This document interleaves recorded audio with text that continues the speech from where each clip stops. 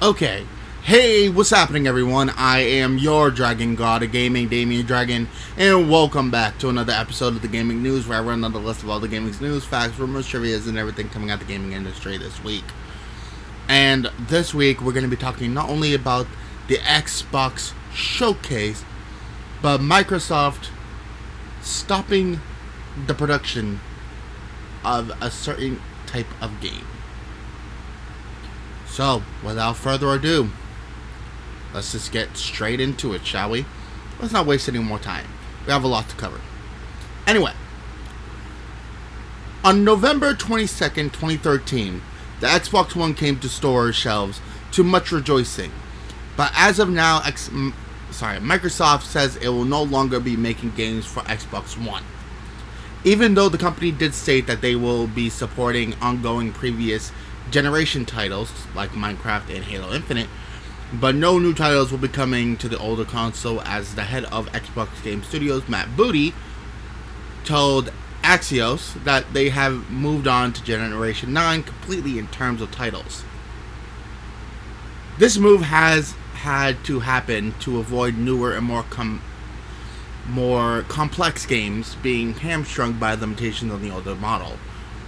It is still possible to play Series X and S titles such as Starfield and Forza through the Xbox Cloud service, but that will be all. This news did come in the aftermath of the Xbox Showcase, which we'll be talking about next, which they announced titles such as South of Midnight and a fresh look on games such as Fable and Senua's Saga Hellblade 2. So, let's talk about that real quick. Yes, Microsoft is no longer making games for the Xbox One. And that was going to be a given at some point anyway. The newer games are going to be hamstrung by trying to put it out on older consoles. And it's not right that they're going to continue to make Xbox One games when the Xbox Series X and S have more of a wider, broad appeal at the moment than the Xbox One. I understand for those that don't want to move over from the Xbox One. Yes, you can still play, Xbox Series X and S titles through the cloud service, but it's not, it's not going to be the full thing. I'm going to read a small part of this real quick. This is from Engadget.com, and this article is written by Chris Holt. And it says, thusly, the move away from Xbox One will free Microsoft's teams from the shackles of the previous generation. However, some third-party developers have raised concerns that the Xbox Series S, which is less powerful than some of the Series X, is holding them back too. So it's not just Xbox One. But Booty conceded that making sure games run well on the Series S requires more work. Still, he noted Microsoft Studios, particularly those working on their second games for this generation of consoles, are now able to better optimize their projects for the Series S.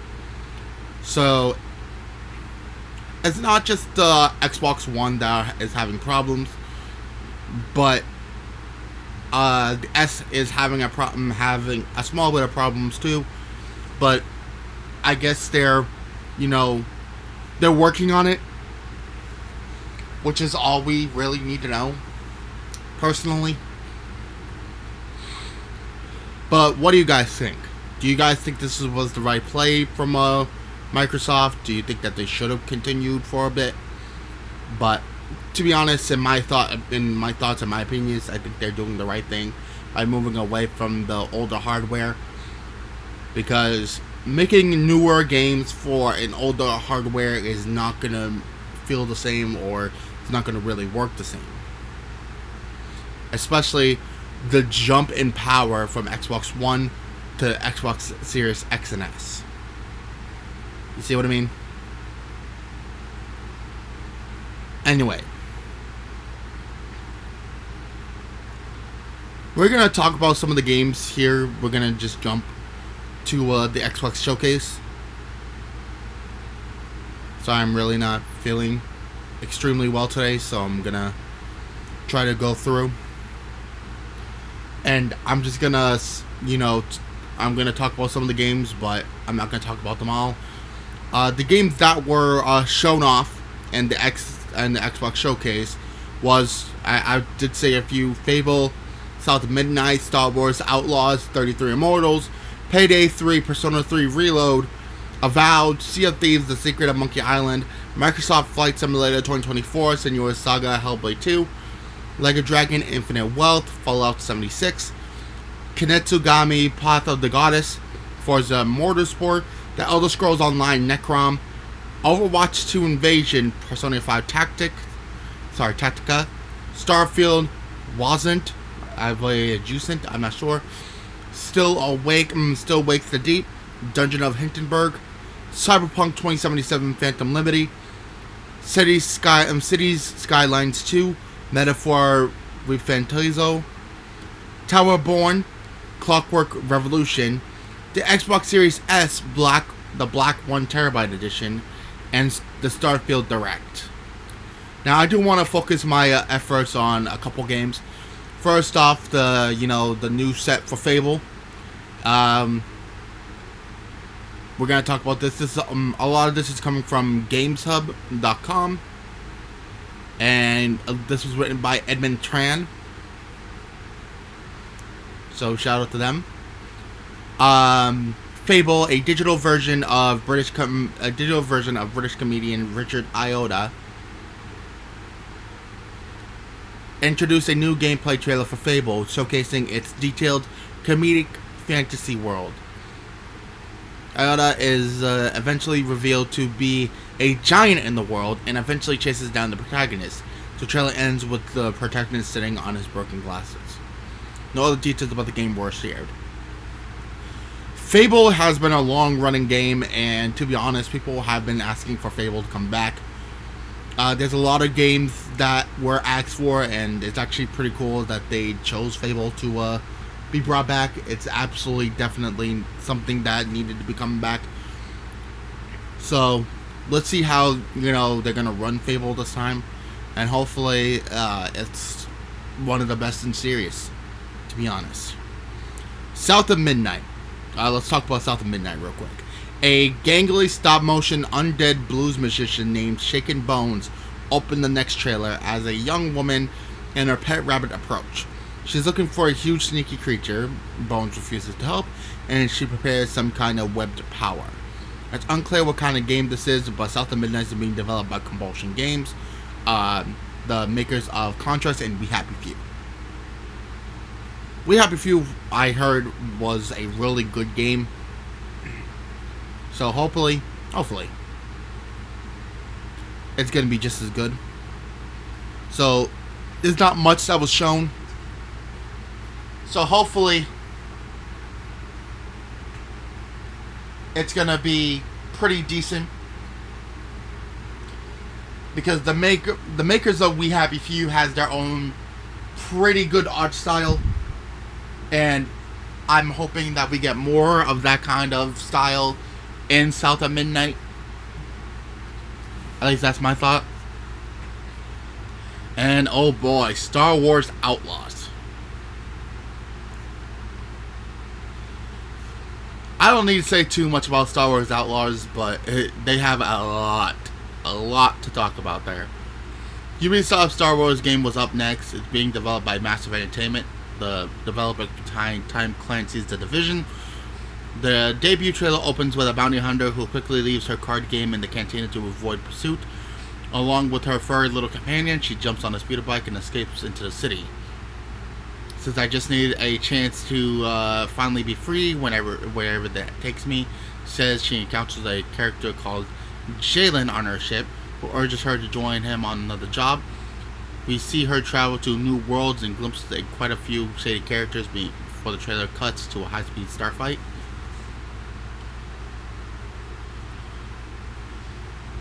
But yeah, this is actually going to be really damn good. Because Star Wars Outlaws had a lot of hype behind it. The first massive open world type game, if I recall. Like, Jedi Survivor is actually like the Star Wars Jedi games. Actually, play and toy with that idea, and like a pseudo open world. But Outlaws is going to be giving this like open world map for people to explore, if I recall correctly. So I really hope it's as good as it says. And I do want to talk about the Payday 3 and Persona 3 Reload episodes. I do want to say, go check out some of these games. As I said, there are a couple of these games that are absolutely like worth your time to go and check out. One of them, of course, is Senua's Saga Hellblade 2. And Like a Dragon. I do like the Yakuza games. And I have not really played any of them, but I do like the style and like how the game carries itself.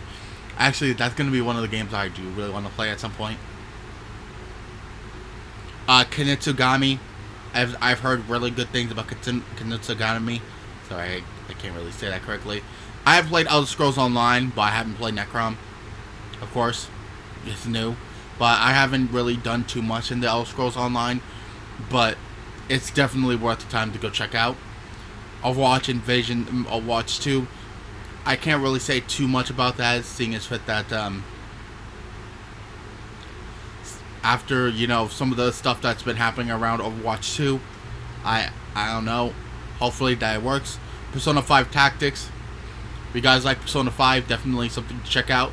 Starfield, of course. People have been talking about Starfield for a very long time.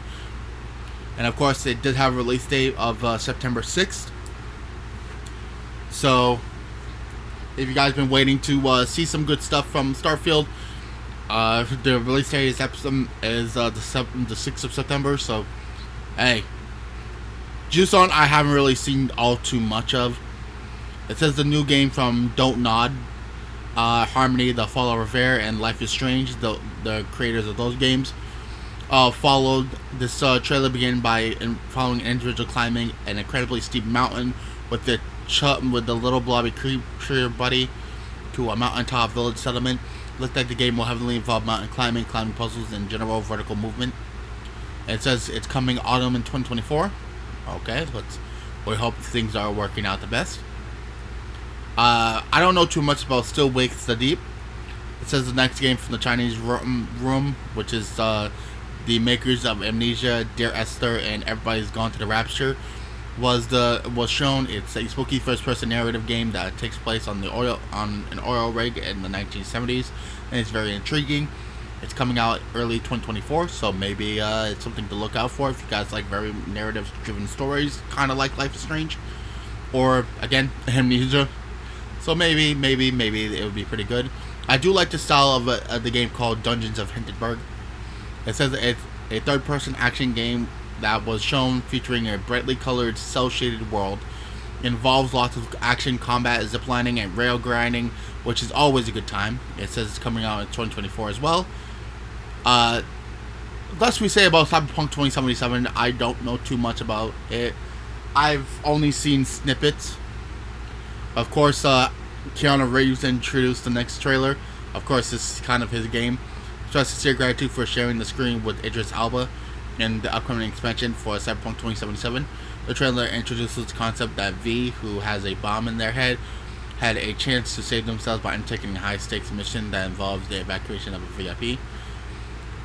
This is supposed to be coming out on the 26th of September. Yeah, there's plenty. But Payday 3, it says the sequel to Starbreeze's criminal heist game Payday 3 was then shown, featuring plenty of familiar bank robbing and cop shooting action, which is supposed to be coming out in September 2021, not September 21st, 2023. Sorry, and will be available on Xbox Game Pass, which is going to be awesome. If you guys know what Payday is, believe me, it's going to be more of that. It's going to be awesome. And Persona 3 Reload, the trailer for the upcoming remake of the beloved PlayStation 2 RPG, Persona 3, called Persona 3 Reload, completely remakes the game in the Unreal Engine. A dramatic upgrade from the original. It's coming in 2023. Will be able be available on the Xbox Game Pass, which definitely is worth the time and the effort to go and check out for yourselves. So I suggest going and checking out all these games personally, because I can guarantee you that there is going to be something for everyone. First-person shooters, narrative-driven stories, heist type stuff, obviously motorsport and stuff like that, obviously driving simulators and stuff like that. So if you guys are big fans of stuff like that and you guys are on the Xbox console, by all means, go check out the Xbox Showcase. It's worth the time and your effort to go and check out. But with all that being said, ladies and gentlemen, thank you guys so much for watching. Thank you guys so much for listening. I appreciate you guys' time and hope everyone enjoyed. Let me know down in the comment section below what you guys think, and hope everyone has a beautiful day. While you're down there, down in the description down below, there's all of our lovely and beautiful content creators. Go check them all out. They're a lovely bunch of coconuts, and I can guarantee you that if you guys like my stuff, you guys are going to like theirs, so go check them out. But until then, thank you guys so much. Hope everyone enjoyed, and let me know what you guys think. Until then, peace. Thank you guys so much for watching. We'll see you guys in the next one. Peace out, guys.